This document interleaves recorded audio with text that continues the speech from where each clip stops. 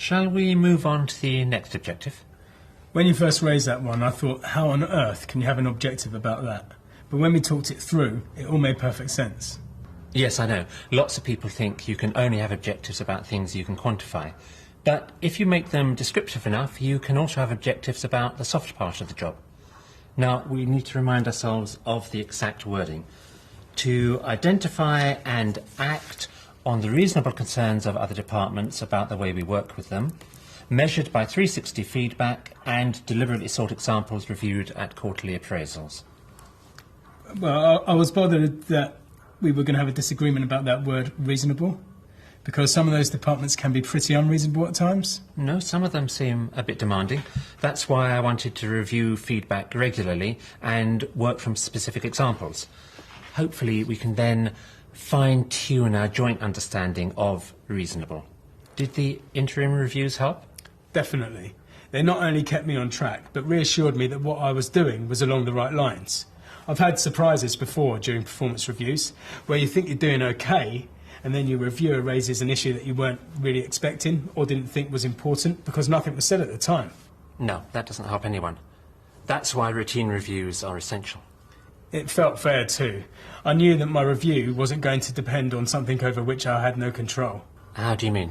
Well, I've had reviews in the past where the means to achieve the objective has honestly been out of my control, yet I've still been assessed on it. The fact that you were going to listen to examples of what I'd done and take that into account too just felt fair. And some of those examples were good.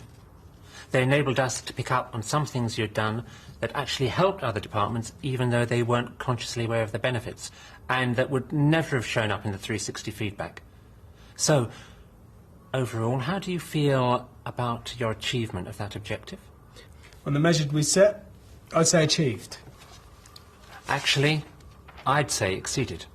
Really? Oh, yes. The 360 feedback has improved way beyond last year.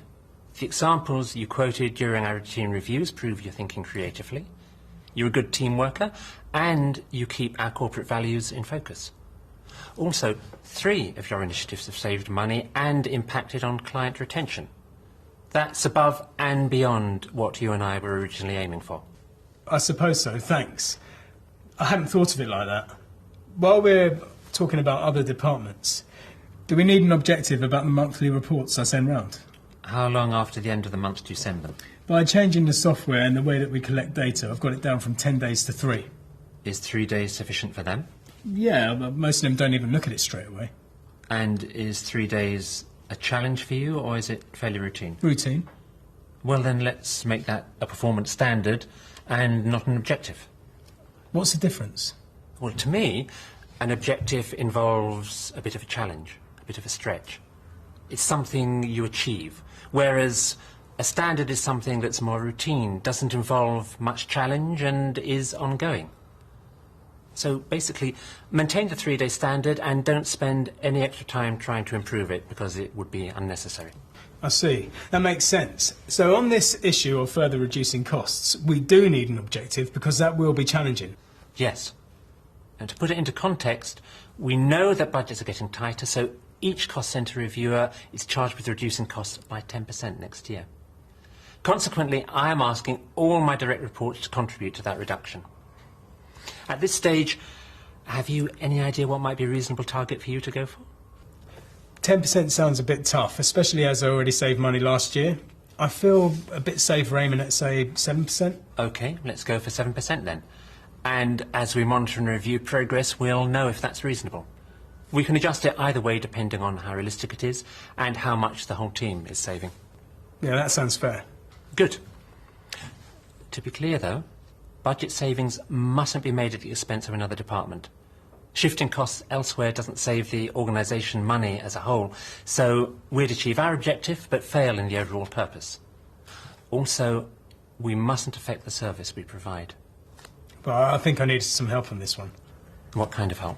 Well, to begin with, more frequent reviews. Once a quarter will be too infrequent for this. OK, let me know what you want. We can always adjust it as we go along.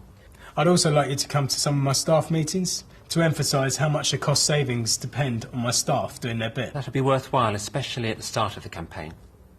Anything else? Yes. The accounting software we use isn't detailed enough to monitor costs accurately. It needs upgrading. So you want to start this cost-saving campaign by spending money? It'll be a worthwhile investment, believe me. OK. Make a case, following the usual procedure, and I'll go along with you. Thanks. Now, let's recap. We need to write this objective down. What have you written so far? To contribute to organisational cost control by reducing team expenditure by 7% within the next 12 months without adversely affecting other departments or the service we provide. To be reviewed initially monthly and supported by regular team communication